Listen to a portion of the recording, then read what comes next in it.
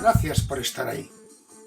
Abordamos la segunda parte de la Guerra de África, reconociendo que es una contienda decisiva en la historia de España del siglo XX, poco conocida y muy maquillada en la historiografía tradicional. Recorremos los perfiles de los líderes rifeños Al-Raichuni y Adez el Krim, desde su inicio hasta la constitución de la República del Rif e, igualmente, de los mandos españoles, Primo de Rivera, Sanjurjo, Fernández Silvestre y Berenguer, recorriendo desde el desastre de Anual de 1921 a la campaña de desquite con los bombardeos aéreos con armas químicas y el desembarco hispano-francés en Alhucemas en 1925. Hacemos, finalmente, una incursión en el expediente Picasso de depuración de responsabilidades que apuntaba al rey Alfonso XIII, pero que no prosperó por el golpe de Estado de Primo de Rivera. Empezamos.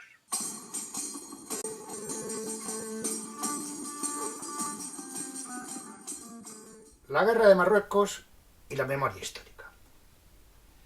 En la historia de los estados, como en la de las familias a una escala micro, pueden existir hechos desfavorables, vergonzosos, deshonestos, etc., que se suelen ignorar o silenciar. Si el abuelo fue un contrabandista o un bandido, es posible que nuestros padres nos cuenten que fue un emprendedor con mala suerte y que por eso terminó en la cárcel. Casualmente, un día podemos toparnos con documentos, un testigo u otro familiar que nos cuente la verdad. La aceptaremos o no en función de nuestro propio criterio y de la fiabilidad que nos ofrezca esa fuente. Según el caso, podemos asumirlo y reconocerlo, o podemos mantener esa historia maquillada que nos transmitieron nuestros padres. En la Guerra de Marruecos, porque se produjo en el Protectorado Español de Marruecos, o del Rif, si nos atenemos a la región geográfica y a los habitantes de la misma que se rebelaron contra la presencia y expoliación colonial del Estado español, está esa categoría de historia maquillada, de la que nos han llegado relatos heroicos de las que se suelen omitir los detalles desfavorables. Ni siquiera en el verano de 2021, centenario del conocido como desastre de Anual, hubo un debate público serio de lo que allí ocurrió y de las distintas circunstancias que concurrieron. Vamos a exponer hechos terribles, con una derrota militar sin paliativos que costó la vida a miles de soldados españoles que carecían de material y entrenamiento adecuado. Un desquite o reconquista muy cruel en que se emplearon armas químicas para bombardear indiscriminadamente, es decir, incluyendo a población civil, y la creación de un ejército profesional, la Legión, cuyos mandos serán los artífices de la sublevación contra el gobierno legítimo de España en 1936. Líderes rifeños. El Raichuni, zona occidental del Protectorado. Mohamed Ibn Abdallah al-Raichuli, 1860-1925, más conocido como el Raichuli o el Raichuni, fue el jerife, descendiente de Mahoma, de las tribus Yebala entre los siglos XIX y XX, considerado entonces por muchos como heredero legítimo al trono marroquí. Si bien los extranjeros y el gobierno de Marruecos lo consideraban un bandido, algunos nativos lo reconocieron como una figura heroica en lucha contra la represión y la corrupción del gobierno. Elemento clave en su vida fue cuando su primo, Abderrahman al-Salud, pachá de Tánger, lo capturó con engaños obedeciendo al sultán Hassan I y lo mantuvo 4 años encarcelado. Tras ser amnistiado, se volvió contra el sultán y las potencias europeas. Como pirata, secuestró a la familia Percadís, estadounidenses, por los que pidió un rescate de $70.000, incidente que estuvo a punto de provocar una intervención militar de los Estados Unidos contra Marruecos. Esta peripecia ha sido llevada al cine por John Milius en su película El viento y el león, de 1975, en la que Sean Connery interpreta al Raichuni. Desde 1913 inició una guerra de guerrillas hostigando a los españoles durante 8 años. Fue derrotado por el general Silvestre, a la sazón comandante militar de Ceuta. En septiembre de 1922 se sometió a las autoridades españolas y posteriormente fue uno de los jefes del bando español en la guerra del Rif Oriental contra Abd el-Krim. En enero de 1925, los seguidores de Abd el-Krim lo capturaron y posiblemente le dieron muerto, dato no confirmado. Sigue siendo considerado como un héroe popular en ciertas partes de Marruecos, a pesar de que sus hazañas se mezclan con sus crímenes.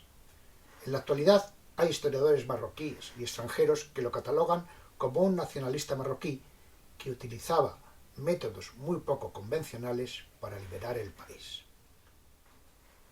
Líderes rifeños: Abd el-Krim, zona oriental del Protectorado.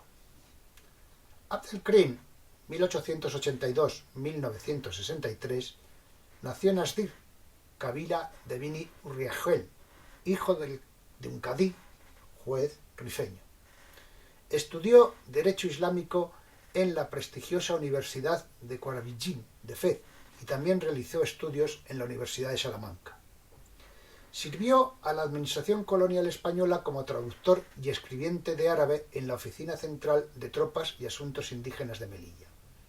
Trabajó asimismo en el periódico El Telegrama del Rif, en el que escribía un artículo diario en árabe. Siendo un joven, fue nombrado cadí de Melilla y a la edad de 32 años se convirtió en jefe de los cadíes. Durante la Primera Guerra Mundial, en 1915, tras las acusaciones francesas de que colaboraba con los alemanes, fue encarcelado durante un año. Al salir, se retiró a su cabina. En 1920, Abd el-Krim inició su ofensiva militar. En 1921 derrotó contundentemente a los españoles en Anual y a las tropas francesas del general Lyautey cerca de Fez. Fundó y presidió la República del Rif entre 1921 y 1926, una entidad política con su propia moneda, impuestos, escuelas, centros de alfabetización de adultos, atención sanitaria con apoyo de Cruz Roja Internacional, sistema judicial y un ejército regular de 80.000 hombres. También solicitó su ingreso en la Sociedad de Naciones. Sus éxitos concitaron la colaboración hispano-francesa para derrotarlo. La contraofensiva europea comenzó con el desembarco en Alhucemas, en 1925. En mayo de 1926 se rindió a los franceses, que lo deportaron a la isla de Reunión y le asignaron una pensión. En 1947 huyó a Egipto, donde el rey Farouk lo acogió como refugiado. Desde allí fundó el Comité de Liberación del Magreb. Tras la independencia de Marruecos en 1956, rechazó la oferta de Mohamed V de regresar con honores a Marruecos. Murió en El Cairo en 1963, poco después de la descolonización de Argelia. Veamos ahora a los mandos españoles. Miguel Primo de Rivera y Urbaneja, 1870-1930. Desarrolló su carrera militar en Cuba, Filipinas y norte de África. Ascendió a general en 1911. Fue capitán general de Valencia, Madrid y Cataluña, donde destacó por su lucha contra el anarcosindicalismo. Desde Cataluña, con apoyo de su burguesía, dio un golpe de Estado que suprime la Constitución de 1876 y recupera la tradición del 19 de pronunciamientos militares. Partidario de acabar con la guerra de Marruecos, fue el artífice del desembarco en Alhucemas en 1925, principio del fin de la guerra, que se producirá en 1927. José Sanjurjo Sacanel, 1872-1936. Inició su carrera militar en la Guerra de Cuba. Participó en las campañas de Marruecos y en 1921, después del desastre de Anual, es ascendido a general de división y nombrado comandante general de Melilla. En 1925, el dictador Primo de Rivera lo nombra jefe del desembarco en Alhucemas y antes de un año pasa a alto comisario de España en Marruecos. Alfonso XIII le nombra marqués del Rif. Durante la Segunda República protagoniza un intento de golpe de Estado en 1932, la Sanjurjada, y, finalmente, participa en la sublevación militar de julio de 1936. Manuel Fernández Silvestre, 1871-1921. Nacido en Cuba, hijo de un teniente coronel, se formó en las academias militares de España y regresó a la Guerra de Cuba, donde ascendió a capitán. Participó en la Guerra de Marruecos, derrotó al Raisuni y logró su adhesión a la causa española. Amigo de Alfonso XIII, que había estado en la casa militar del rey, ascendió a general en 1918 y en 1920 tomó posesión de la Comandancia General de Melilla. Inició una expedición que acabó en la derrota de Anual, donde murió. Dámaso Berenguer y Fusté, 1873-1953. Nacido en Cuba, pronto se trasladó a la Academia General Militar en España. Participó en las guerras de Cuba y África. En 1911 se le encomendó la dirección de las fuerzas regulares indígenas. Ascendió a general en 1913 y en 1919 a alto comisario de España en Marruecos. Procesado y separado del servicio tras el desastre de Anual, fue rehabilitado por el dictador Primo de Rivera y llegó a presidir en 1930 el penúltimo gobierno de Alfonso XIII. Desastre de Anual. Tras la conferencia de Algeciras de 1906, en la que a España le corresponde como zona de influencia en la región del Rif, hay continuas escaramuzas contra las explotaciones mineras españolas. En 1912, el Tratado de Fez establece el protectorado español en Marruecos, en esa antigua zona de influencia. Con la Primera Guerra Mundial, con una España neutral, se aumentan las exportaciones de las explotaciones de hierro y plomo, lo que incrementa el sentimiento de explotación por parte de los rifeños comandados por David el Crin, de claro sentido nacionalista. En 1919, Dámaso Berenguer, alto comisario de España en Marruecos, inicia una campaña de castigo y en 1920 el general Manuel Fernández Silvestre toma posesión como comandante general de Melilla, que en julio de 1921 emprende una expedición de conquista para tratar de unir por tierra Melilla con Ceuta.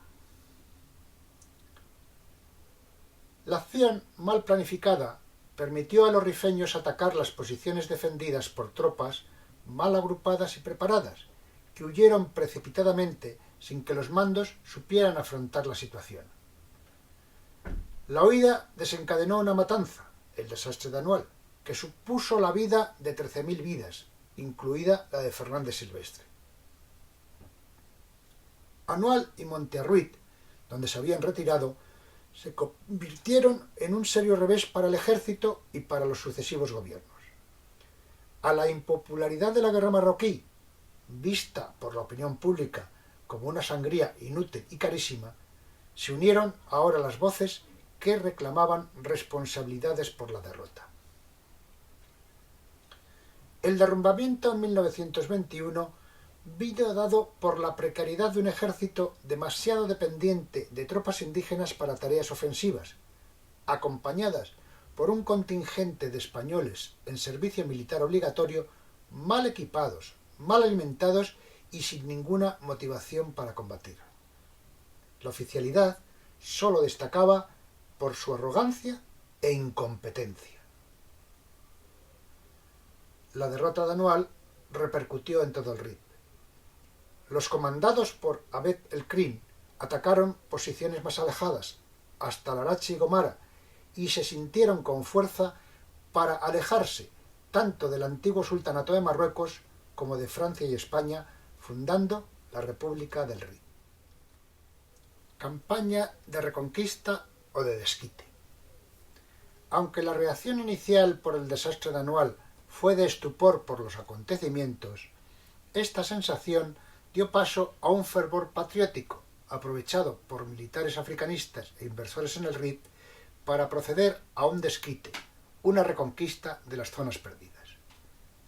Los envíos de tropas se precipitaron hacia Melilla. No obstante, la necesidad política de evitar nuevas pérdidas masivas de vidas humanas obligó a replanteamientos tácticos. El expediente Picasso, que veremos a continuación, y la dictadura de Primo de Rivera, partidario de acabar con la guerra de África, retrasaron la ofensiva real hasta 1925, cuando los éxitos de Abd el-Krim concitaron la colaboración hispano-francesa para asegurar el control de ambos protectorados. Entre 1923 y 1925, la aviación española utilizó bombardeos con armas químicas para doblegar a los rifeños.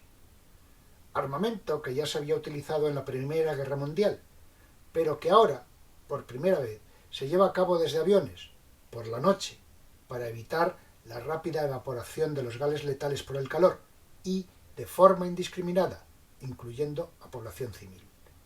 Asimismo, dada la impericia de los soldados españoles de reemplazo, se potenciaron los ejércitos profesionales, tercios de indígenas y legión. El 8 de septiembre de 1925 se llevó a cabo el desembarco de Alhucemas, primera actuación anfibia hispano-francesa, 13.000 soldados españoles y carros de combate con apoyo de aviación, que en la Segunda Guerra Mundial fue imitada en el desembarco de Normandía. Se trataba de desbaratar las fuerzas de Abd el-Krim en la cabila de Bocoy, que resultaba inexpugnable desde tierra, donde concentraba 11.000 hombres. En esta acción participó el coronel Francisco Franco, que fue ascendido a general de brigada. El desembarco cambió el sentido de la guerra, que terminaría en 1927 tras la rendición de Abd el-Krim el año anterior. Expediente Picasso. Tras el desastre de Anual hubo un clamor social de exigencia de responsabilidades. El gobierno de Maura encargó, por Real Orden de 4 de agosto de 1921, al general Picasso, tío del pintor, destinado en el Consejo Supremo de Guerra y Marina, que era el órgano supremo competente, que elaborara un informe para cuya realización se entrevistó con todos los militares implicados y manejó abundante documentación. El 23 de enero de 1922, Picasso entregó un informe de 2.433 folios. En sus conclusiones se señalaban las responsabilidades de los militares por desorganización, incompetencia y errores estratégicos. Apuntaba a Alfonso XIII por sus injerencias en la cadena de mando. Hay un telegrama al general Silvestre puenteando al alto comisario general Berenguer en el que le anima a la expedición que daría lugar al desastre de Anual. El 7 de marzo de 1922, el gobierno de Sánchez Guerra, que había sucedido a Maura, remitió el expediente Picasso a las Cortes, donde se constituyó una comisión de responsabilidades constituida por 19 diputados. Las sesiones en el Congreso de los Diputados fueron tormentosas, con enfrentamientos continuos por el alcance de la depuración de responsabilidades entre conservadores, liberales y socialistas. Concretamente, el socialista Indalecio Prieto formaba parte de la comisión. Prieto responsabilizó directamente al rey como jefe supremo del ejército, lo que recogió la prensa. El carpetazo al expediente vino de la mano del golpe de Estado de Primo de Rivera el 14 de septiembre de 1923, que disolvió las Cortes y derogó la Constitución de 1876, imponiendo un directorio militar que fue aceptado por Alfonso XIII. Según señala Pisarello, Alfonso XIII se dedicó desde el comienzo de su reinado a engrosar su fortuna personal, que en pocos años pasó de 9 a 30 millones de pesetas de entonces. Viendo la disminución de la rentabilidad de los fondos que tenía en bancos franceses e ingleses, invirtió en el Metro de Madrid, la Hispano-Suiza y la Compañía Transmediterránea. Lo más oscuro de sus negocios provino de las inversiones que tenía en Marruecos, concretamente con la Compañía Española de Minas del Rip Sociedad Anónima, que explotaba unas minas de hierro en Nador siguiendo el modelo colonial, un monopolio que, con mano de obra prácticamente esclava, pretendía rivalizar con la industria siderúrgica vasca y convertir Melilla en la Bilbao del norte de África. Alfonso XIII tenía acciones de la empresa, y cuando los caudillos rifeños pusieron el negocio en peligro con sus acciones bélicas, no dudó en estimular la guerra. Durante el verano de 2021, centenario del desastre de Anual, hemos señalado que no hubo un debate público, pero sí es cierto que distintos medios de comunicación e instituciones sí celebraron espacios monográficos dedicados al tema. Asequible y realmente bien hecho porque lo mezcla con la realidad actual es el reportaje que el programa de televisión española Informe Semanal emitió el 7 de agosto de 2021, que dura poco más de 13 minutos, y animamos a que lo visionen. Por otra parte, en la Real Academia de la Historia también hubo una conferencia importante, esta encargada al historiador Enrique Morgadillos, que es asimismo académico de número de esta institución, que se celebró en octubre del 21. Es una conferencia cuyo enlace les detallo en la diapositiva, pero dura prácticamente 2 horas. Realmente, para los muy interesados, es un broche de oro. Muchas gracias por su atención. El tema todavía es candente y controvertido.